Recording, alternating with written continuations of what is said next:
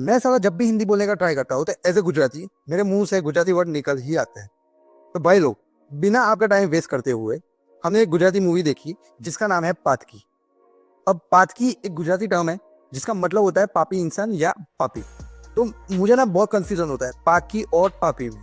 तो जब भी मैं इस मूवी का नाम लेने की कोशिश करूंगा तब मैं उसको पापी ही बोलूंगा। मैं कुछ 10 या 15 दिनों से थोड़ा बिजी चल रहा था क्योंकि घर में ही भाई की शादी थी। मूवी का जब ट्रेलर आया तभी हमने देख लिया था और रिव्यू भी करना चाहता था मगर समहाउ नहीं कर पाया।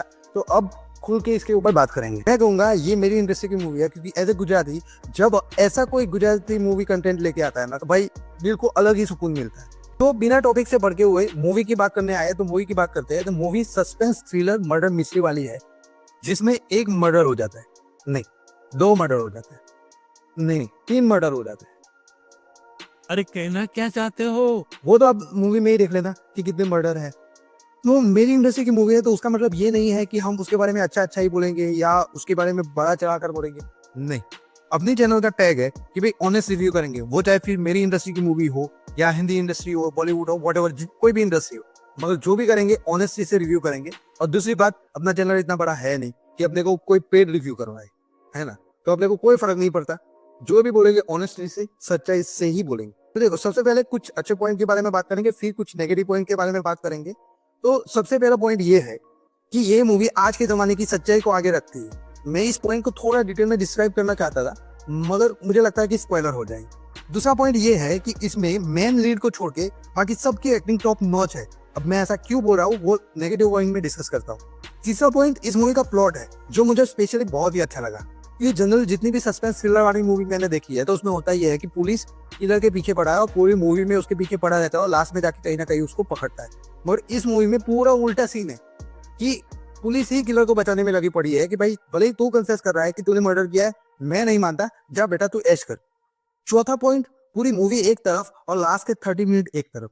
क्या ही क्लाइमैक्स फेंक के मारा भाई, दिल छू लिया इसने। लास्ट के जो 30 मिनट में उन्होंने दिखाया ना, ये देख के मुझे ऐसा लगा कि ये हर मर्द की स्टोरी, क्योंकि हम जैसे मर्दों के साथ अक्सर ये घटनाएं घटती रहती है। और ऐसा मैं क्यों बोल रहा हूँ वो आप मूवी में देख लेना। बाकी तो मूवी टर्न एंड ट्विस्ट से भरी पड़ी है। अब बात कर लेते हैं कुछ नेगेटिव पॉइंट की।